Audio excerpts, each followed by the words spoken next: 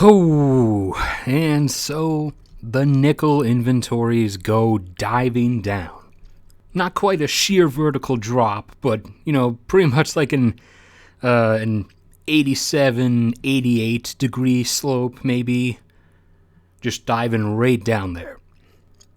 And the market, in some decent air quotes, is pretty lethargic about it, doesn't really care.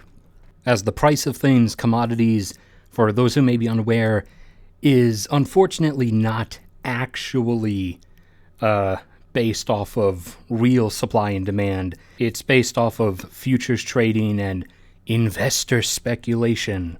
So investors globally buying into commodities and buying certain amounts of commodities or selling those commodities based on future dates and how they in particular think things are going to be at a specific time in the future.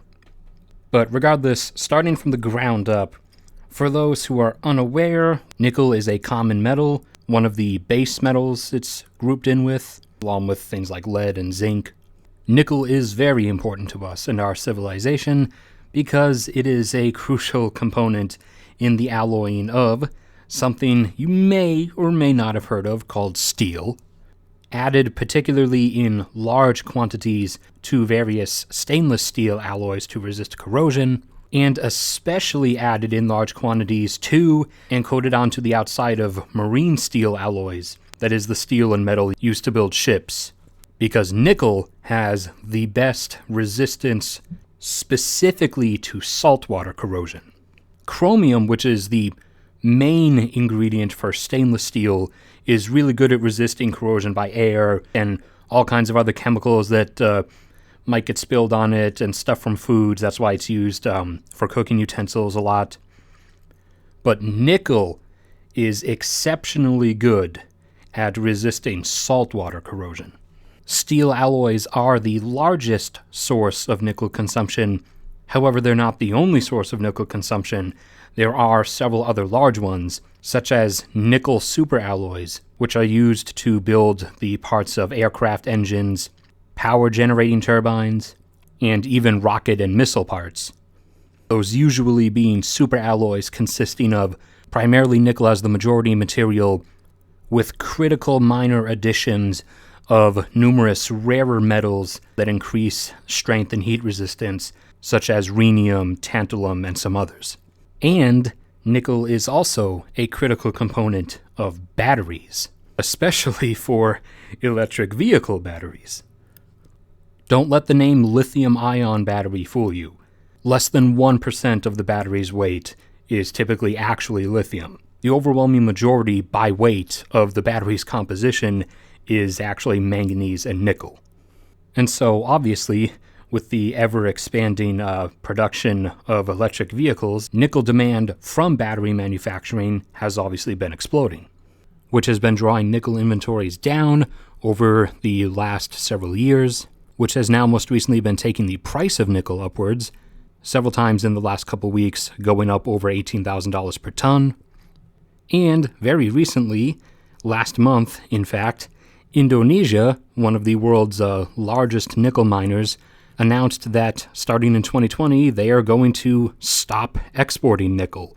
Or rather, they're going to stop exporting nickel ore because they intend to build nickel refining facilities in their own nation so that they can refine and sell the pure nickel product itself because you get more money for the actual refined product than for the ore. But, of course, they do not have such facilities ready that they're instantly going to start refining nickel in the same instant that they initiate the ban in 2020. It's going to take a little while to set those up.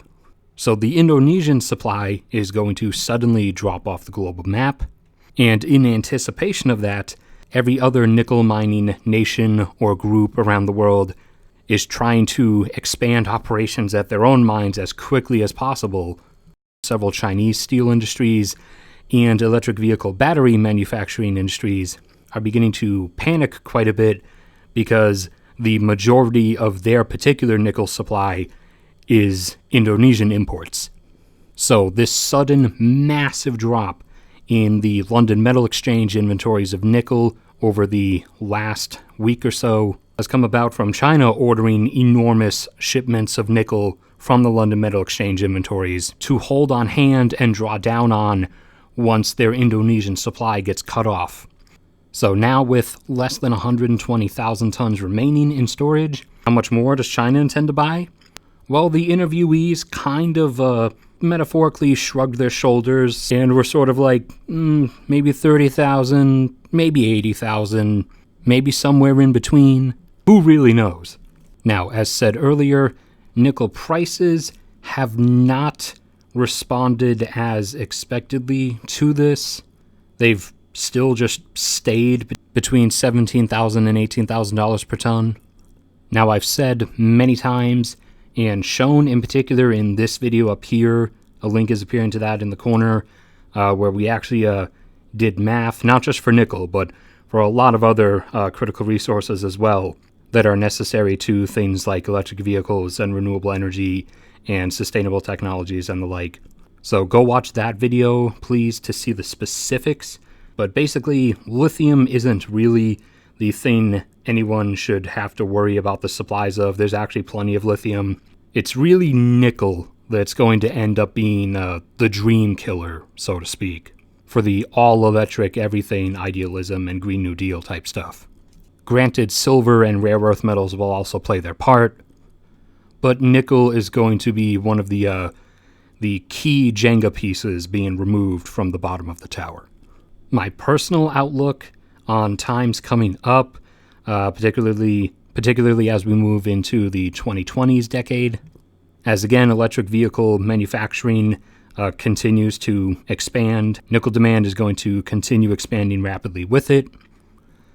And also steel demand itself is going to keep rising as third world and second world nations or rising economies continue rising and continue, constructing buildings and building modern infrastructure. So along with, I usually say silver, I also do believe in the 2020s we will see some pretty astounding nickel prices coming out. Definitely sometime during the decade going to be breaking the previous record, which was around $51,000 a ton, and probably during the 2020s at some point going to be getting up to anywhere between $80,000 and $120,000 a ton. But that's that for this week's midweek video. So thanks everybody for watching and listening. Please like the video if you enjoyed. If you're not already subscribed, then definitely subscribe if you care about this kind of stuff. If you want to help me out at all, the paypal.me is in the description down below. My health insurance coverage has been terminated, and soon my job will be as well in January. But regardless of what becomes of me, God bless you all. I will see you all around next time.